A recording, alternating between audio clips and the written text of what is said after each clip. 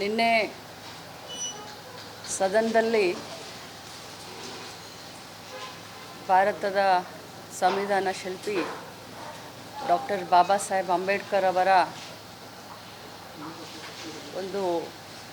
ಅವರಿಗೆ ಅವಹೇಳನಕಾರಿ ಮಾತನಾಡಿದ್ದಾರೆ ಅಂತ ಹೇಳಿ ನಾವೆಲ್ಲರೂ ಧರಣಿಯನ್ನು ಮಾಡುವಂಥ ಸಂದರ್ಭದಲ್ಲಿ, ಯಾಕಂತಂದರೆ ಅಂಬೇಡ್ಕರ್ಜಿ ಅವರಿಂದನೇ ಇವತ್ತು ಮಹಿಳೆಯರು ನಾವು MLA ಆಗಲಿಕ್ಕೆ, ಮಂತ್ರಿ ಆಗಲಿಕ್ಕೆ ಸಾಧ್ಯ ಆಯಿತು.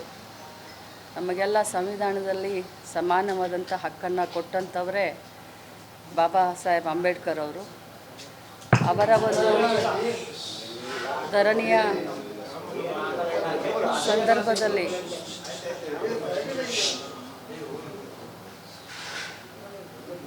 ಎಲ್ಲರೂ ಧರಣಿ ಮಾಡಿ ಮುಗಿಸಿ ನಾವೆಲ್ಲ ಕೂತ್ಕೊಂಡಿದ್ವಿ. ಸಭೆ ಕೂಡ 10 ನಿಮಿಷ ಮಾನ್ಯ ಸಭಾಪತಿಗಳು ಅಡ್ಜನ್ ಅಂತ ಹೇಳಿ ಅವರು ಒಳಗೆ ತಮ್ಮ ಸಭಾಪತಿ ಕಚೇರಿಗೆ ಹೋದ ತಕ್ಷಣ ನಾನು ನನ್ನ ಸೀಟಿನ ಮೇಲೆ ಸುಮ್ಮನೆ ಕೂತ್ಕೊಂಡಿದ್ದೆ. ಆದರೆ CT ರವಿ ಅವರು ನಮ್ಮ ನಾಯಕರಾದಂಥ ರಾಹುಲ್ ಗಾಂಧಿಯವರಿಗೆ ಡ್ರಗ್ ಅಡಿಕ್ಟು ಅಂತ ಹೇಳಿ 3-4 ಬಾರಿ ಅಂದರು. ನಾನು ಮತ್ತೇನು ಸುಮ್ಮನೆ ಕೂತ್ಕೊಂಡೆ ತಾಳ್ಮೆಯಿಂದ. ಮತ್ತೆ ನನ್ನನ್ನು ನೋಡಿಕೊಂಡು ಡ್ರಗ್ ಅಡಿಕ್ಟ್ ರಾಹುಲ್ ಗಾಂಧಿ ಅಂತಂದರು. ಡ್ರಗ್ ಅಡಿಕ್ಟ್ ರಾಹುಲ್ ಗಾಂಧಿ ಯಾಕೆ ಅಂತೀರಾ? ಹಾಗಾದರೆ ತಾವು ಕೂಡ ಆಕ್ಸಿಡೆಂಟ್ ಮಾಡಿದಿರಲ್ಲ, ಹಾಗಾದರೆ ತಾವು ಕೂಡ ಕೊಲೆಗಾರರಾಗ್ತಿರಲ್ಲ ಅಂತ ಅಂದೆ. ನಾನು ಹಾಗೆ ಅಂದ ತಕ್ಷಣವೇ ತಿರುಗಿ ತಾವೆಲ್ಲರೂ ಕೇಳಿದ್ದೀರಾ, ನನಗೆ ಆ ಪದವನ್ನು ಬಳಸಲಿಕ್ಕೆ ತುಂಬ ಅಸಹ್ಯ ಆಗುತ್ತೆ. ನಾಗರಿಕ ಸಮಾಜದಲ್ಲಿ, ರಾಜಕಾರಣದಲ್ಲಿ ಭಾಳಷ್ಟು ಧೈರ್ಯ ಮಾಡಿ, ಭಾಳಷ್ಟು ಕಷ್ಟದಿಂದ ಒಬ್ಬ ಸಾಮಾನ್ಯ ಕಾರ್ಯಕರ್ತೆಯಾಗಿ ಇಲ್ಲಿವರೆಗೆ ಒಬ್ಬ ರಾಜ್ಯದ ಎಲ್ಲ ಮಹಿಳೆಯರನ್ನ ಪ್ರತಿನಿಧಿಸ್ತಾ ಇದ್ದೀನಿ. ಇಂಥ ಸಂದರ್ಭದಲ್ಲಿ ನನಗೆ ಆ ಮಾತನ್ನು ಒಮ್ಮೆಲ್ಲ 10 ಬಾರಿ ಹೇಳಿ ನನ್ನನ್ನು ತೇಜೋವಧೆ ಮಾಡಿದರು. ಇದಕ್ಕೆಲ್ಲ ಹೆದರೋದಿಲ್ಲ ನಾನು. ಆದರೆ ನಾನು ಕೂಡ ಒಬ್ಬ ತಾಯಿ, ಒಬ್ಬ ಅಕ್ಕ, ಒಬ್ಬ ಅತ್ತೆ. ಇವತ್ತು ನನ್ನನ್ನು ನೋಡಿ ಸಾವಿರಾರು ಮಹಿಳೆಯರು ರಾಜಕಾರಣಕ್ಕೆ ಬರಬೇಕು ಅಂತಿರ್ತಾರೆ. ಇರುವಂಥ ನಮ್ಮವ್ರಿಗೇ ಅದು ಸದನದಲ್ಲಿ ಈ ರೀತಿ ಮಾತಾಡಿದ್ರೆ ಭಾಳ ಹರ್ಟ್ ಆಗುತ್ತೆ. ಇಷ್ಟೇ ಹೇಳಿಕ್ಕೆ ನಾನು ಬಯಸ್ತೀನಿ.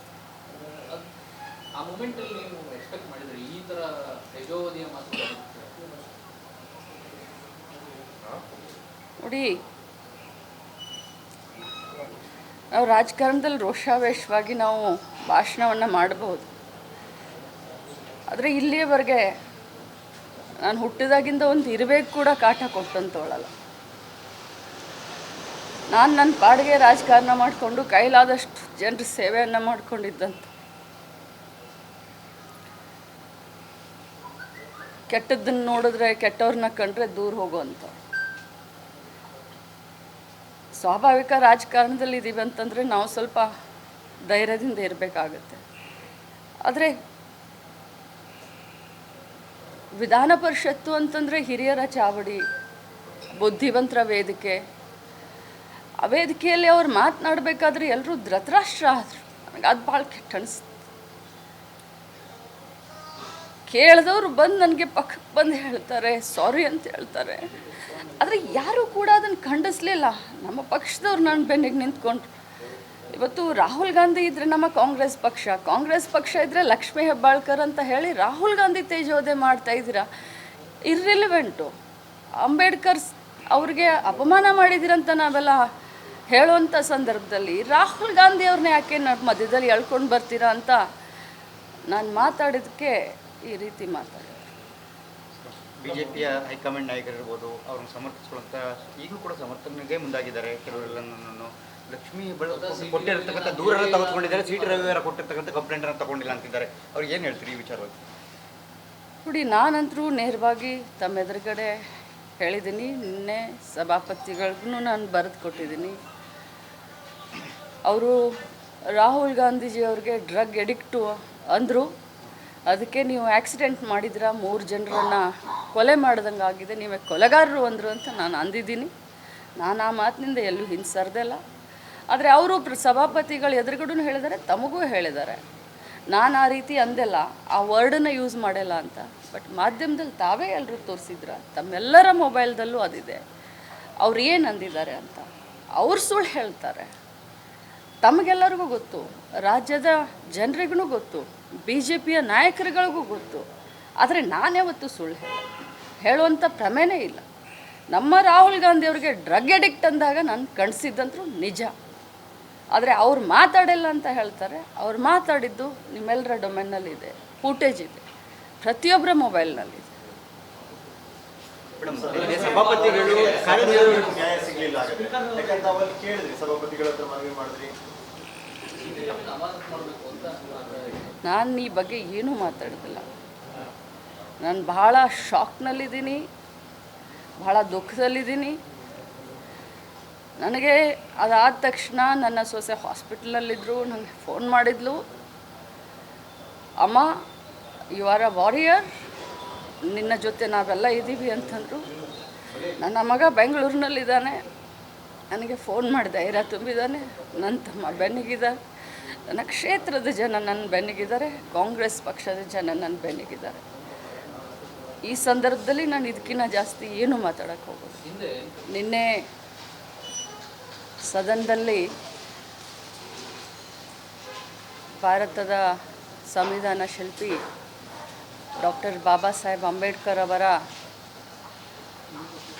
ಒಂದು ಅವರಿಗೆ ಅವಹೇಳನಕಾರಿ ಮಾತನಾಡಿದ್ದಾರೆ ಅಂತ ಹೇಳಿ ನಾವೆಲ್ಲರೂ ಧರಣಿಯನ್ನು ಮಾಡುವಂಥ ಸಂದರ್ಭದಲ್ಲಿ, ಯಾಕಂತಂದರೆ ಅಂಬೇಡ್ಕರ್ಜಿ ಅವರಿಂದನೇ ಇವತ್ತು ಮಹಿಳೆಯರು ನಾವು MLA ಆಗಲಿಕ್ಕೆ, ಮಂತ್ರಿ ಆಗಲಿಕ್ಕೆ ಸಾಧ್ಯ ಆಯಿತು.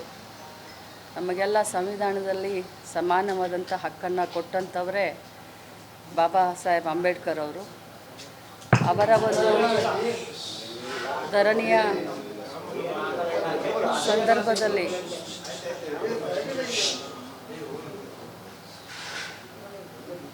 ಎಲ್ಲರೂ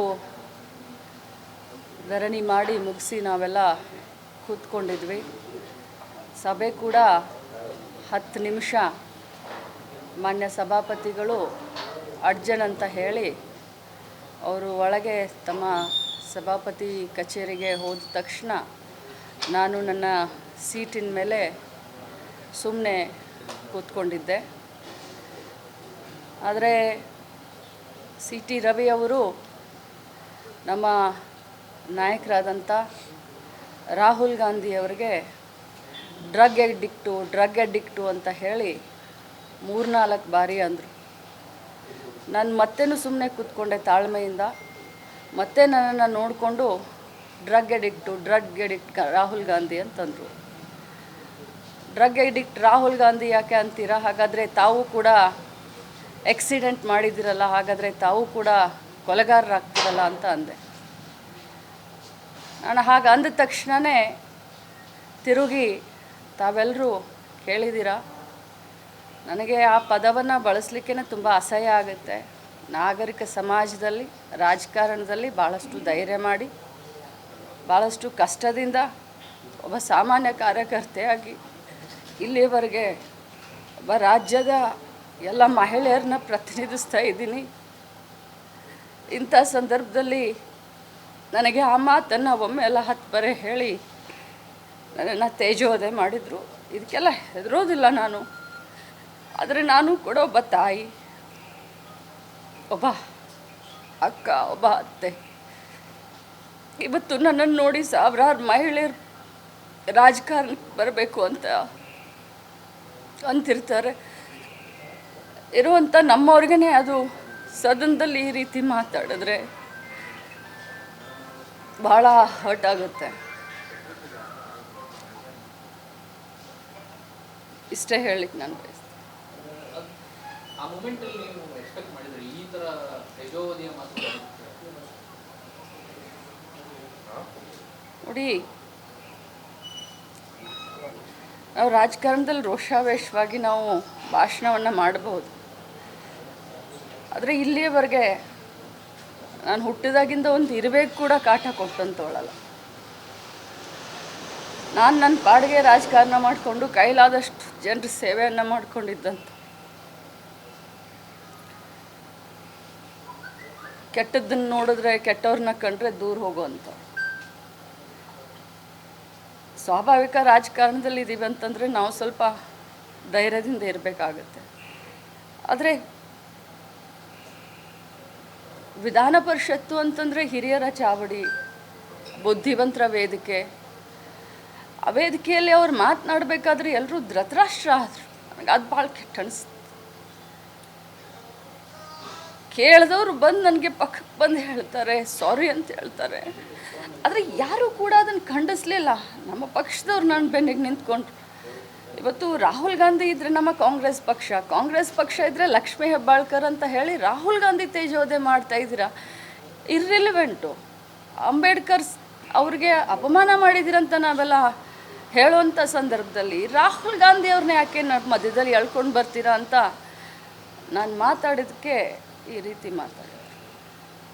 ಬಿಜೆಪಿಯ ಹೈಕಮಾಂಡ್ ನಾಯಕರಿರ್ಬೋದು, ಅವ್ರನ್ನ ಸಮರ್ಥಿಸ್ಕೊಳ್ಳುವಂಥ ಈಗಲೂ ಕೂಡ ಸಮರ್ಥನೆಗೆ ಮುಂದಾಗಿದ್ದಾರೆ. ಕೆಲವರೆಲ್ಲನೂ ಲಕ್ಷ್ಮೀ ಕೊಟ್ಟಿರ್ತಕ್ಕಂಥ ದೂರೆಲ್ಲ ತೆಗೆದುಕೊಂಡಿದ್ದಾರೆ, ಸಿ ಟಿ ರವಿಯವರ ಕೊಟ್ಟಿರ್ತಕ್ಕಂಥ ಕಂಪ್ಲೇಂಟನ್ನು ತಗೊಂಡಿಲ್ಲ ಅಂತಿದ್ದಾರೆ. ಅವ್ರಿಗೆ ಏನು ಹೇಳ್ತೀರಿ ಈ ವಿಚಾರವಾಗಿ? ನೋಡಿ, ನಾನಂತರೂ ನೇರವಾಗಿ ತಮ್ಮ ಎದುರುಗಡೆ ಹೇಳಿದ್ದೀನಿ. ನಿನ್ನೆ ಸಭಾಪತಿಗಳಿಗೂ ನಾನು ಬರೆದು ಕೊಟ್ಟಿದ್ದೀನಿ. ಅವರು ರಾಹುಲ್ ಗಾಂಧೀಜಿ ಅವ್ರಿಗೆ ಡ್ರಗ್ ಎಡಿಕ್ಟು ಅಂದರು. ಅದಕ್ಕೆ ನೀವು ಆಕ್ಸಿಡೆಂಟ್ ಮಾಡಿದ್ದೀರಾ, 3 ಜನರನ್ನು ಕೊಲೆ ಮಾಡ್ದಂಗೆ ಆಗಿದೆ, ನೀವೇ ಕೊಲೆಗಾರರು ಅಂದರು ಅಂತ ನಾನು ಅಂದಿದ್ದೀನಿ. ನಾನು ಆ ಮಾತಿನಿಂದ ಎಲ್ಲೂ ಹಿಂಸರ್ದಿಲ್ಲ. ಆದರೆ ಅವರು ಸಭಾಪತಿಗಳು ಎದುರುಗಡೆ ಹೇಳಿದ್ದಾರೆ, ತಮಗೂ ಹೇಳಿದ್ದಾರೆ. ನಾನು ಆ ರೀತಿ ಅಂದೆಲ್ಲ, ಆ ವರ್ಡನ್ನು ಯೂಸ್ ಮಾಡಿಲ್ಲ ಅಂತ. ಬಟ್ ಮಾಧ್ಯಮದಲ್ಲಿ ತಾವೇ ಎಲ್ಲರೂ ತೋರಿಸಿದ್ರ, ತಮ್ಮೆಲ್ಲರ ಮೊಬೈಲ್ದಲ್ಲೂ ಅದಿದೆ. ಅವ್ರು ಏನು ಅಂದಿದ್ದಾರೆ ಅಂತ. ಅವ್ರು ಸುಳ್ಳು ಹೇಳ್ತಾರೆ. ತಮಗೆಲ್ಲರಿಗೂ ಗೊತ್ತು, ರಾಜ್ಯದ ಜನರಿಗೂ ಗೊತ್ತು, BJPಯ ನಾಯಕರುಗಳಿಗೂ ಗೊತ್ತು. ಆದರೆ ನಾನ್ಯಾವತ್ತೂ ಸುಳ್ಳು ಹೇಳುವಂಥ ಪ್ರಮೇನೇ ಇಲ್ಲ. ನಮ್ಮ ರಾಹುಲ್ ಗಾಂಧಿ ಅವ್ರಿಗೆ ಡ್ರಗ್ ಎಡಿಕ್ಟ್ ಅಂದಾಗ ನಾನು ಕಣಿಸಿದ್ದಂತೂ ನಿಜ. ಆದರೆ ಅವ್ರು ಮಾತಾಡಿಲ್ಲ ಅಂತ ಹೇಳ್ತಾರೆ. ಅವ್ರು ಮಾತಾಡಿದ್ದು ನಿಮ್ಮೆಲ್ಲರ ಡೊಮೇನ್ನಲ್ಲಿದೆ, ಫೂಟೇಜ್ ಇದೆ, ಪ್ರತಿಯೊಬ್ಬರ ಮೊಬೈಲ್ನಲ್ಲಿದೆ. ಸಭಾಪತಿಗಳು ನ್ಯಾಯ ಸಿಗ್ಲಿಲ್ಲ ಹಾಗಾದ್ರೆ. ಯಾಕಂದ್ರೆ ತಾವಲ್ಲಿ ಕೇಳಿದ್ರಿ, ಸಭಾಪತಿಗಳ ಹತ್ರ ಮನವಿ ಮಾಡಿದ್ರಿ. ನಾನು ಈ ಬಗ್ಗೆ ಏನೂ ಮಾತಾಡೋದಿಲ್ಲ. ನಾನು ಭಾಳ ಶಾಕ್ನಲ್ಲಿದ್ದೀನಿ, ಭಾಳ ದುಃಖದಲ್ಲಿದ್ದೀನಿ. ನನಗೆ ಅದಾದ ತಕ್ಷಣ ನನ್ನ ಸೊಸೆ ಹಾಸ್ಪಿಟಲಲ್ಲಿದ್ದರು. ನನಗೆ ಫೋನ್ ಮಾಡಿದ್ಲು, ಅಮ್ಮ ಯು ಆರ್ ಅ ವಾರಿಯರ್, ನಿನ್ನ ಜೊತೆ ನಾವೆಲ್ಲ ಇದ್ದೀವಿ ಅಂತಂದರು. ನನ್ನ ಮಗ ಬೆಂಗಳೂರಿನಲ್ಲಿದ್ದಾನೆ, ನನಗೆ ಫೋನ್ ಮಾಡಿ ಧೈರ್ಯ ತುಂಬಿದ್ದಾನೆ. ನನ್ನ ತಮ್ಮ ಬೆನ್ನಿಗಿದ್ದಾರೆ, ನನ್ನ ಕ್ಷೇತ್ರದ ಜನ ನನ್ನ ಬೆನ್ನಿಗಿದ್ದಾರೆ, ಕಾಂಗ್ರೆಸ್ ಪಕ್ಷದ ಜನ ನನ್ನ ಬೆನ್ನಿಗಿದ್ದಾರೆ. ಈ ಸಂದರ್ಭದಲ್ಲಿ ನಾನು ಇದಕ್ಕಿಂತ ಜಾಸ್ತಿ ಏನೂ ಮಾತಾಡೋಕ್ಕೆ ಹೋಗೋದು. ಹಿಂದೆ